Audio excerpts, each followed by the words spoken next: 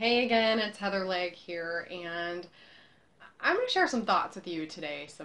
Maybe some tips, a theme that seemed to develop today in several of my appointments. And I had the pleasure of hearing from a former client who is now pursuing the career of their dreams because of some of the work that we did um, not too long ago, but it took a little longer than we would have thought. But one of the things that we worked on was clarity in deciding what you're going after, and confident communication, conciseness in what the message is. So being very strategic in how you're presenting yourself and kind of projecting what it is that you want out in the world. And I had this theme came up in almost all the conversations that I had today, which is pretty interesting. So I wanted to share a couple things here with you because it's important when we need to know what it is that we're going after. So when you're thinking about your goals or your resolutions or your desired achievements and what it is that you're building in your life, you want your legacy that you're leaving. You get where I'm going with this. What was that about conciseness? Well, anyway, remember I'm doing these off the cuff at the end of the day. So anyway, first you have to have clarity. You need to know what it is that you're going for. So for God's sakes, take the time to figure out what it is that you really want. I had probably a 45-minute conversation with someone earlier, and she's kind of feeling stuck. She's got a lot of opportunities right in front of her, but she really doesn't know what she wants. Find some worksheets, download the goal achieving guide from my site or the blog posts, or find some method to peel back the layers and figure it out what it is that you really want. So first you have to have clarity. Once you decide what it is that you're going after, you can't go after the ball unless you know what the ball is and where it is.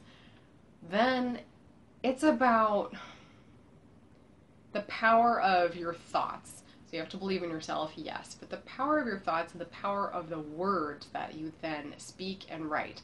So some really great conversations with some folks today about the power of the words that we use. The way that we speak and write and express ourselves absolutely makes a difference in how we're creating that success for ourselves or how we're not creating the success. So once we're clear on what we want and we're strategic in our use of words, and we intentionally come across with strong, clear, concise, confident language and bearing, then it changes the way that other people respond to us. It changes everything, and it allows us to create that success and that legacy that we're leaving.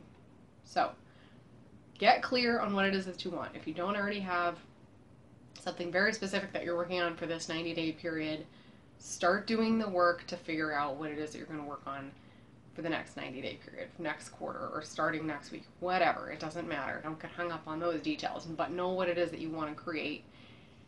And start noticing the language that you're using in terms of if you're interjecting. This happens with a lot of women, even strong women business owners that seem to have everything from an outsider's view. And we will talk more about that because that is tripping up a lot of us in this world.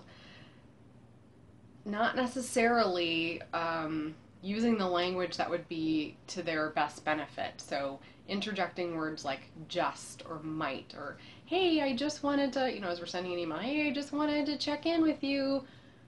I'm checking in. How are things going? It's a very different vibe and sets a different tone. We don't want to come across as apologetic or hesitating or like we're offering a weak opinion instead of a strong suggestion in many cases. So those are my thoughts and tips from some of the themes that percolated up today in the conversations and meetings that I had. So thanks for letting me share.